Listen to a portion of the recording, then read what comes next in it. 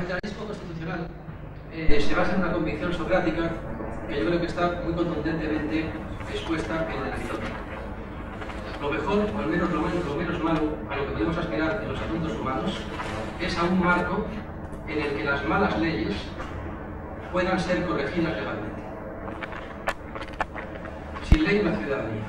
Y a lo que podemos aspirar nosotros los hombres no es a que un Dios nos regale la mejor de las leyes, para tener además así la mejor de las ciudades.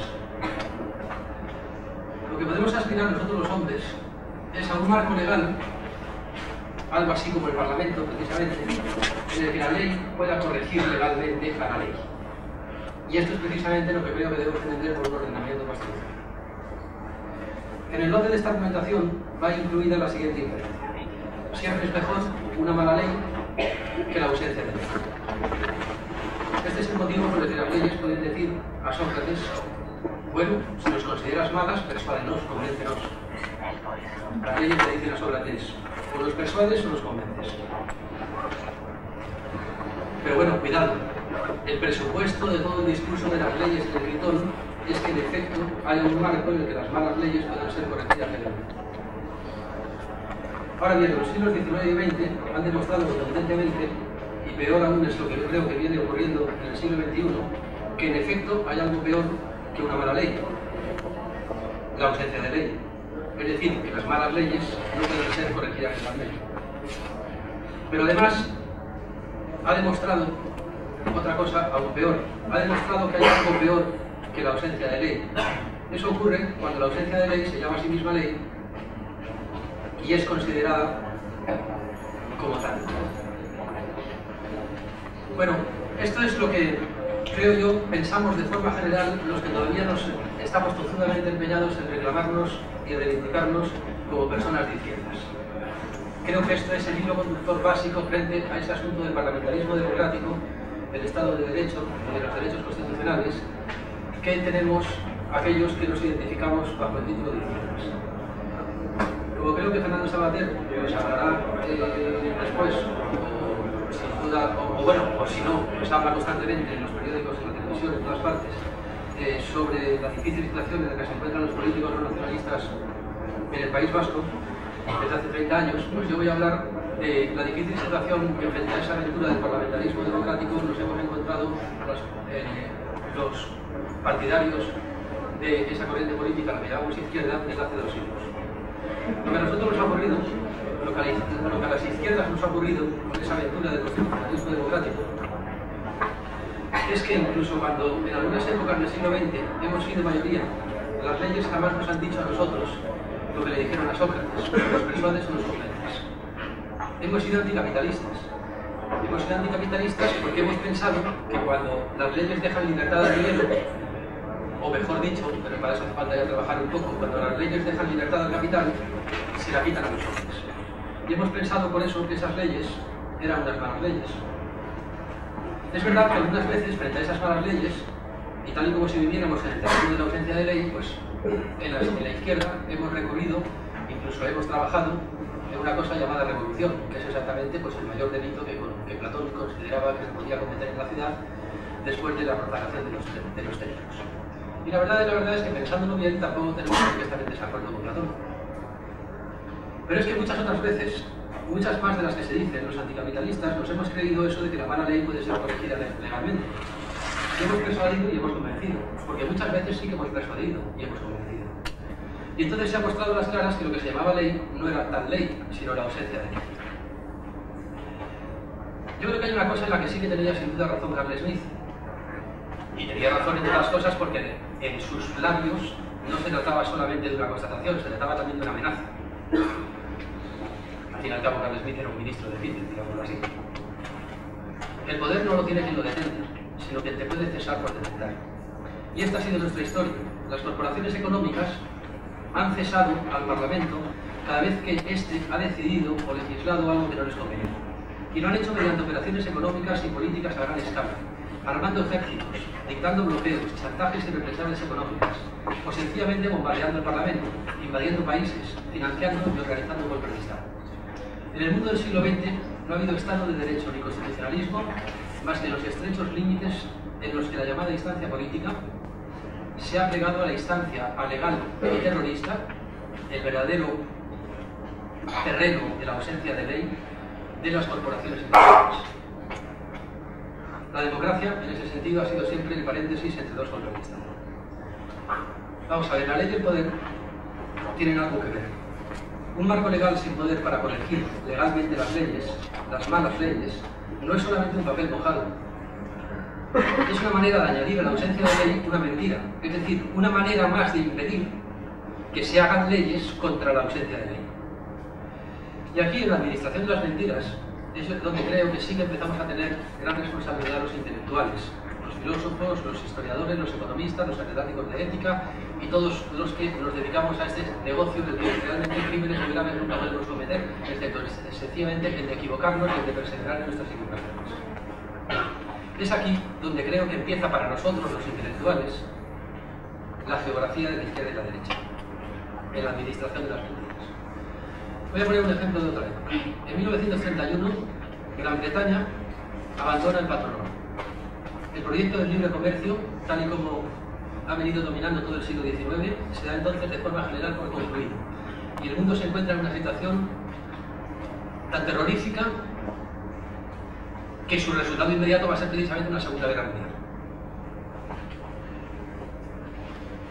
En 1944, cuando todavía no ha terminado la Segunda Guerra Mundial, se publicaron dos libros contrapuestos: Caminos de servidumbre, de Hayek, y La gran transformación de Polanyi. Ambos pretendían sacar las consecuencias de lo que había pasado y podría seguir pasando una vez que la aventura del liberalismo económico se habría dado por concluida. Por eso, para decidir sobre esa cuestión, y ahí en efecto comienza en el trabajo teórico la geografía de la izquierda y de la derecha, había que preguntarse qué había sido realmente el libre comercio mundial. Polanyi nos lo muestra como la utopía más insensata y suicida que jamás ha emprendido la humanidad. Nos presenta el fascismo y el socialismo como dos intentos contrapuestos, pero igualmente desesperados, para intentar salvar una sociedad que solo había sobrevivido, en su opinión, de milagro, a la experiencia del liberalismo. A Hayek, por el contrario, le parece que la consecuencia del problema, lo que para Polanyi es la consecuencia del problema, es el único problema, e incluso Keynes le parece peligrosamente leninista o hitleriano, puesto que para Hayek, en efecto, entre Lenin y Hitler tampoco hay grandes diferencias. Es decir, Polanyi insiste todo el tiempo en la contraposición de dos posturas, de dos soluciones frente a un problema, y Hayek considera que esas dos soluciones no son no son una solución, sino que en realidad son el problema mismo, y además un único problema. Hoy en día, gracias a los trabajos de los historiadores, creo yo que pocos tienen dudas sobre lo que realmente significó el sueño liberal del siglo XIX, la utopía de un mercado autorregulador en Inglaterra. Inglaterra nunca se aplicó a sí mismo los principios del libre comercio, pero sabemos muy bien lo que les pasó a aquellos que decidieron libremente no dejárselos aplicar. Suelo contar el caso de Paraguay. Por ejemplo, en 1864, el ministro inglés de Buenos Aires, Edward Thornton, envió un informe a Londres sobre el comportamiento del presidente de Paraguay, Francisco Solano López, explicando textualmente que Paraguay estaba infringiendo todos los usos de las naciones civilizadas, y las acusaciones eran las siguientes: los derechos de importación sobre casi todos los artículos son del 20 al 25%, y los derechos de exportación del 10 al 29%. En 1865, Argentina, Uruguay y Brasil, financiados por los bancos ingleses, civilizaron Paraguay, invadieron el país y exterminaron a las 5/6 partes de la población. Los datos que hay al respecto son más o menos los siguientes: en 1870, al final de la guerra, en Paraguay había 250.000 personas, cuando había comenzado habiendo 1,5 millones 5 años antes. En este caso, y en varios centenares más que podrían ponerse, se podría recordar realmente, creo que de forma suficientemente contundente, lo que realmente fue la aventura del liberalismo económico. Para más datos y para más explicaciones, creo que venga mejor precisamente que yo. Pues bien, lo que pasó con el asunto del liberalismo y de los aranceles en 1944 entre Hayek y Polanyi ocurre hoy respecto al tema del constitucionalismo parlamentario bajo condiciones capitalistas. Y estoy hablando de que el tema es el constitucionalismo parlamentario bajo condiciones capitalistas. Aquí también los intelectuales están divididos en un abanico que va poco más o menos de Chomsky a Vargas Llosa, digamos, algo así. En este abanico, precisamente, a Fernando Savater le debemos una metáfora clarificadora que para mí es absolutamente inolvidable. Y esta metáfora viene de hace muchos años, un artículo que escribiste hace 15 o 18 años, ¿no? Fernando Savater nos dijo que el capitalismo era como el tubo digestivo y que la izquierda anticapitalista, es decir, los comunistas, éramos un invento tan fenomenal como el Alcacelser. Pero que el síndrome de Lenin de intentar convertir el Alcacelser en tubo digestivo era, pues obviamente, intentar convertir el Alcacelser, que es un invento fenomenal, en tubo digestivo, era obviamente una disparatada pretensión, felizmente superada por los acontecimientos históricos. Según esta teoría, los comunistas hemos ido pasando con el tiempo, porque esto es un artículo de hace 18 años, pero según esta teoría, bueno, la cosa ha ido empeorando muchísimo. En esa época éramos todavía un invento fenomenal para curar los males del tubo digestivo. Éramos, eso sí, después inmediatamente nos convertimos en unos agoreros y unos aguafiestas, porque siempre estábamos viendo el lado malo de las cosas, diciendo que las cosas iban fatal, cuando todo el mundo decía que iba bien, etc. Todavía hay gente que llama agorero a Chomsky. Una periodista del Mundo, recuerdo que en una entrevista le preguntaba, ¿no se cansa usted de ser tan agorero? Era muy interesante la respuesta de Chomsky, pero no puedo en este momento responder. Es decir, que de ser un invento fenomenal nos convertimos en unos agoreros y unos aguafiestas. Y finalmente, de ser unos agoreros y unos aguafiestas, empezamos a convertirnos en unos hipócritas y fariseos. Así nos ha llamado Eisenberger en un famoso artículo, ¿no? Unos hipócritas y fariseos, naturalmente afectados de esa repugnante enfermedad a la que se llama filantropía. ¿Y por qué? Pues porque no paramos de hablar contra todo, es decir, somos agoreros y aguafiestas, pero además hipócritas y fariseos, porque no paramos de hablar contra todo, pero nos valemos del Estado de Derecho que tanto criticamos para poder ser comunistas sin que nadie nos pegue un tiro o nos meten en la cárcel. Gracias al Estado de Derecho podemos ser comunistas sin correr los riesgos que corren, por ejemplo, eso es verdad, pues los concejales del PP en el País Vasco. Lo que no se nos dice es que en esta bendita democracia nos concede así el privilegio de seguir eternamente intentando ganar las elecciones. Pero no el derecho a ganarlas alguna vez. Porque si alguna vez ocurre que las ganamos, entonces, eso sí, entonces se nos arrancará la piel a tiras. Y además se nos arrancará la piel a tiras con unos métodos muy refinados. Con unos métodos muy refinados que ni siquiera la banda terrorista y asesina de los etarras ha inventado todavía, o por lo menos ha practicado todavía. Aunque, por cierto, sí que hay algunos etarras que sí que lo han experimentado sus procedimientos en el cuartel de Sabrondo hace relativamente poco tiempo. Es decir, 15 años. Lo que no se dice, por tanto, es que en esta democracia tenemos el derecho a intentar ganar las elecciones, pero no el derecho a ganarlas. Es decir, que tenemos el derecho, siguiendo con la metáfora, a ejercer de Alcacelser, pero que en el momento en que se nos ocurra dejar de ejercer de Alcacelser, ganar las elecciones e intentar cambiar a esta sociedad de tubo digestivo, entonces sencillamente se acabó la democracia.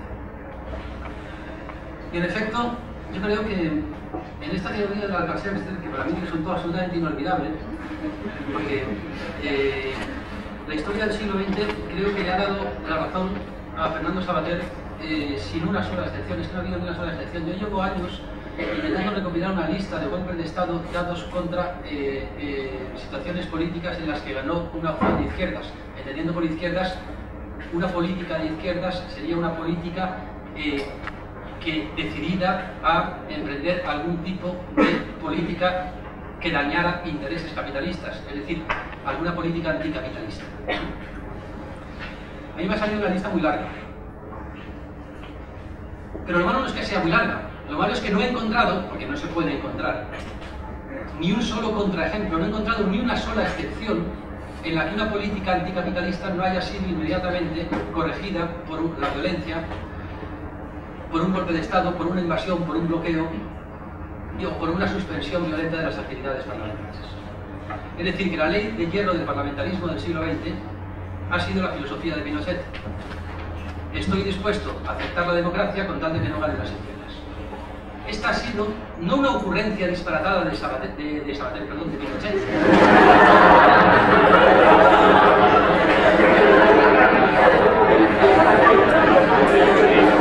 disculpas por el lazo, no estaba pensando en Sabater, estaba pensando en el editorial del país, en el que suele escribir Sabater, y que calificó estas declaraciones de Pinochet de pintorescas y ridículas. Cuando las hizo, se consideraron estas declaraciones pintorescas y ridículas. Era como para truncharse de risa. El señor que dice que está dispuesto a aceptar el resultado de las elecciones con tal de que no ganen las izquierdas. No, perdona, no eran unas ocurrencias ni pintorescas ni disparatadas. Eran sencillamente la filosofía del parlamentarismo democrático que ha atravesado toda la historia del siglo XX a partir al menos de 1945. Porque antes de 1945 la aventura era otra. La aventura era la aventura del liberalismo.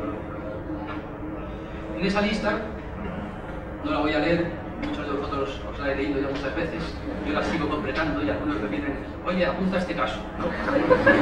La leo por encima. España, 1936, 40 años de dictadura porque los votantes cometieron el error de votar a quien no podía ganar las elecciones. Guatemala, 1944, 32 golpes de Estado contra Juan José Arévalo se intentaron durante su mandato. Le sucedió y ganó las elecciones con un 65% de los votos Jacobo Arbenz, que fue acusado inmediatamente por el embajador estadounidense de ultraizquierdismo. Un golpe de Estado remedió inmediatamente la situación y desde entonces sabemos muy bien cuál ha sido la historia de Guatemala. Eisenhower declaró exactamente por qué habían ocurrido así las cosas. Lo declaró así, en 1954.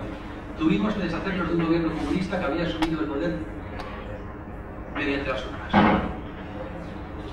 Indonesia, 1963. El golpe de Estado del general Suharto costó 250.000 muertos. 250.000 muertos. En opinión de la CIA, en opinión de la Amnistía Internacional, 1,5 millones. Brasil, 1961. Goulart ganó las elecciones en el 61. Solamente pretendió subir el salario mínimo oficial. Fue acusado de ultraizquierdismo y se dio un golpe de Estado en el año 64, porque desde 1961 a 1963 Estados Unidos declaró bloqueo. República Dominicana, 1963. Irán, 1953. Chile, 1973. Es un caso suficientemente conocido. Aunque se olvida que no es en Chile 1973. El mismo día que Allende ganó las elecciones, se intentó dar un golpe de Estado contra él. Las armas entraron a través de la embajada estadounidense. Y esto no es porque lo diga algún historiador loco izquierdista. Esto es porque lo dice el embajador estadounidense de la época, en un vídeo que tiene publicado acá, me parece, que podéis comprar en la librería, ¿no? Haití, 1990. Aristide se presentó sin campaña electoral a las elecciones. Era un teólogo de la liberación. Ganó con un 67,5% de los votos. Duró un mes en el poder. Bolivia, 1980. Venezuela, año 2002. Con la colaboración del Grupo Prisa, con la colaboración de todos los periódicos españoles, con la colaboración de todos los medios de comunicación españoles, no ha parado de financiarse, de agitarse, de alentarse un golpe de Estado en Venezuela. Chávez ganó las elecciones con un 78% de los votos. Su reforma constitucional fue aprobada con un 87,95% de los votos. Durante su mandato ha habido 8 consultas electorales. Pero en una ocasión alguien me dijo que era sospechoso de dictador, porque se sospechaba que nunca más iba a convocar elecciones. Y entonces por eso pues se organiza un golpe de Estado contra él. Nicaragua, 1980-1990. Fue necesario vender armas de destrucción masiva a Irán y a Irak para financiar la guerra contra la democracia sandinista. Argelia, 1992. En ese caso ganaron las elecciones también quienes no deberían ganarlas, los sandinistas islámicos. Esa historia nos la vamos a encontrar muy a menudo en lo sucesivo, pero también se dio un golpe de Estado. Se dirá que todos estos son países no europeos, pero es que para contar la historia de Europa es un poco más complicado. Habría que remontarse a 1917 primero, habría que remontarse a 1936, sacar las consecuencias de la clara advertencia que supuso la pérdida de la Guerra Civil Española. En todo caso, en 1948